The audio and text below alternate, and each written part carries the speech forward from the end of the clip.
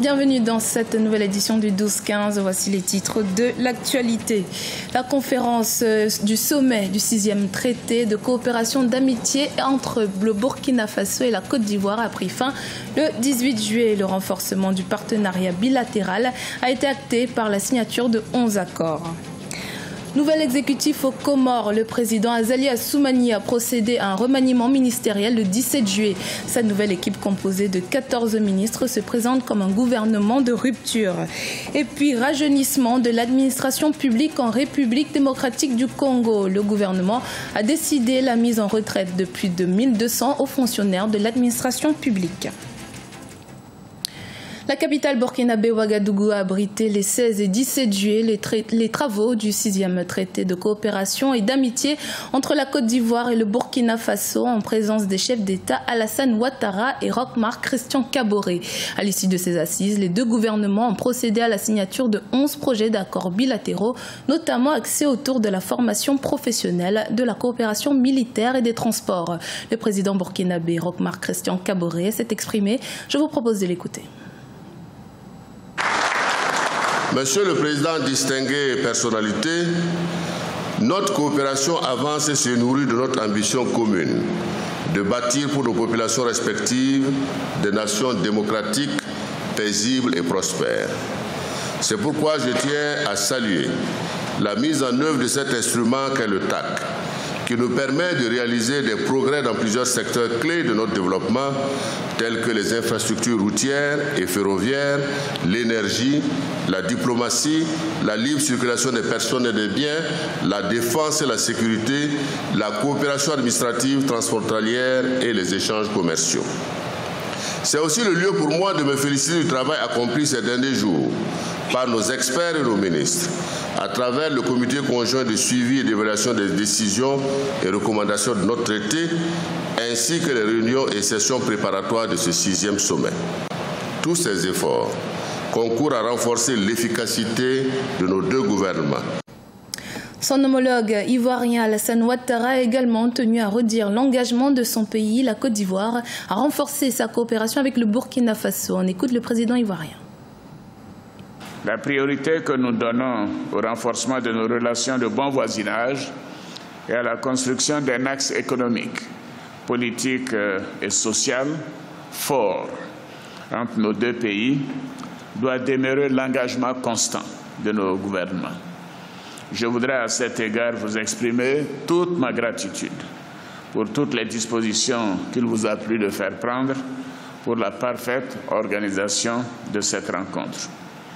Monsieur le Président, Messieurs les Premiers ministres, honorables invités, Mesdames et Messieurs, le traité d'amitié et de coopération entre la République de Côte d'Ivoire et le Burkina Faso a atteint aujourd'hui une phase de maturité.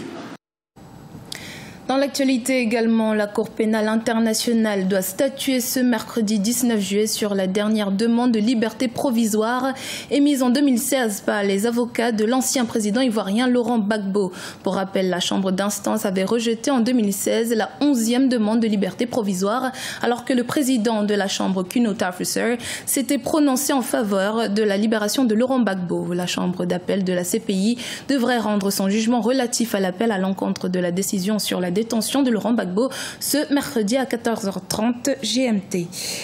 Par ailleurs, des ex-membres du gouvernement de l'ancien président ivoirien sont également confrontés à la justice. Ce mardi 18 juillet, l'ex-ministre des Eaux et Forêts, le docteur Assoa Adou, a été reconnu coupable des faits de troubles à l'ordre public par la cour d'assises d'Abidjan et condamné à une peine de prison de 4 ans ferme assortie d'une amende de 200 000 francs CFA.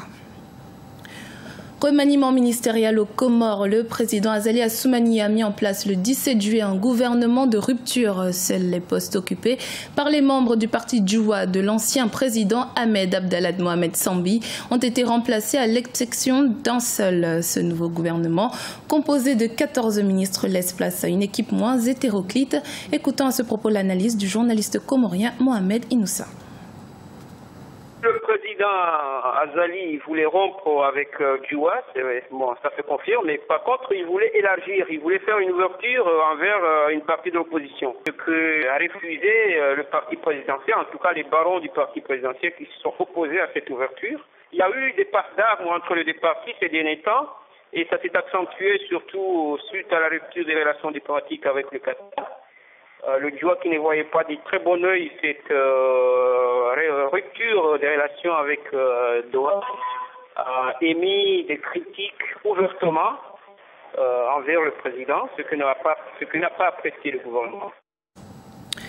Le Sénégal vit au rythme de la campagne électorale en vue des élections législatives du 30 juillet. Bamba Fall, tête de liste de la coalition Manko Taxawu Sénégal à Dakar, est descendu dans les rues pour battre campagne, sortie lors de laquelle il n'a pas manqué de critiquer le bilan du président Macky Sall. Plus de détails avec Aladji Ndiaye. La caravane de la coalition Manko Taxawu Sénégal, dirigée par Bamba Fall, tête de liste de la coalition à Dakar, a sillonné les rues de la Médina pour convaincre les électeurs. Bamba Fall, maire de la Médina, nouvellement sorti de prison, n'a pas épargné le bilan du président Macky Sall, qu'il qualifie de négatif.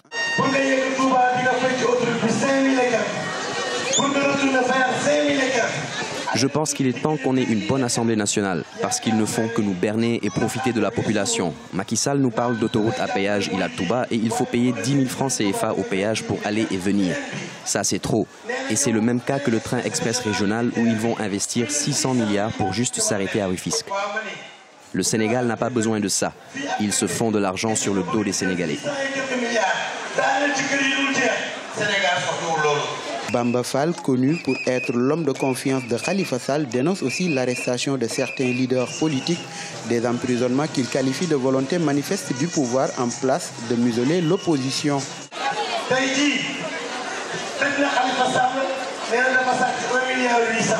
La politique de Macky Sall, c'est juste d'emprisonner les honnêtes citoyens comme Khalifa Sall.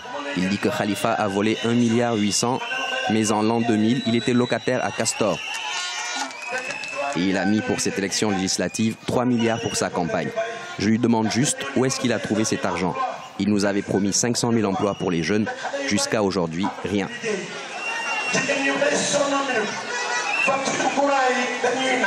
Toutefois, le maire de la Médina invite ses militants à voter massivement le 30 juillet 2017 la liste de Manko Taxawu Sénégal afin d'empêcher, dit-il, Benno Bokk Yakaar, la coalition qui réunit le parti au pouvoir et ses alliés, d'avoir une majorité à l'Assemblée nationale.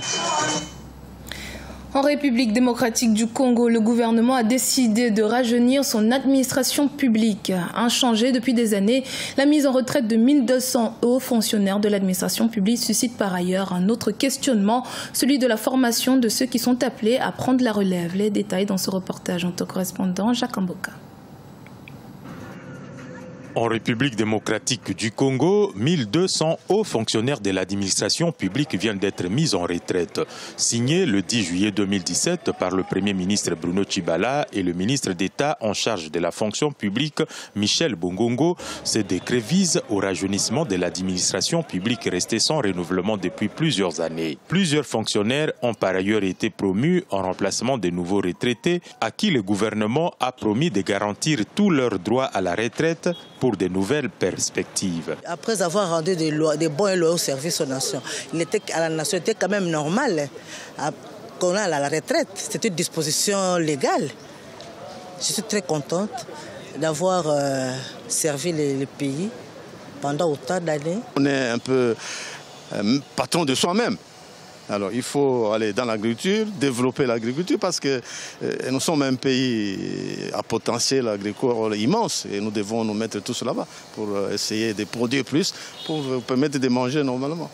Si la mise en retraite des hauts fonctionnaires de l'État est une initiative saluée par tous, elle suscite par ailleurs des inquiétudes sur la formation et compétences de ces jeunes appelés à prendre les relais. On voudrait rajeunir pour un exercice efficace, parce que finalement, l'administration publique, c'est l'épine dorsale même de l'État. Mais je sais que parmi ceux qui vont venir, ou ceux qui sont déjà là comme de jeunes, il y en a de bons. Et alors ceux-là, on doit maximiser leur capacité pour pouvoir entamer les autres, contaminer les autres positivement, pour qu'eux aussi puissent rejoindre le club, pour travailler afin que le Congo puisse marcher. Appuyée par la Banque mondiale, la mise en retraite de ces hauts fonctionnaires de l'administration publique a été lancée il y a 3 mois, une première depuis des années. Plusieurs tentatives ont été lancées dans le passé sans résultat. L'engagement de la Banque mondiale a beaucoup contribué au succès de ces processus. Il appartient donc au gouvernement congolais de s'assumer pour ne pas bloquer la machine dans l'avenir, estiment les observateurs. Ce journal a été réalisé par l'ensemble de la rédaction. Merci de votre fidélité. Dans un instant, une nouvelle édition de l'actualité sur Africa 24.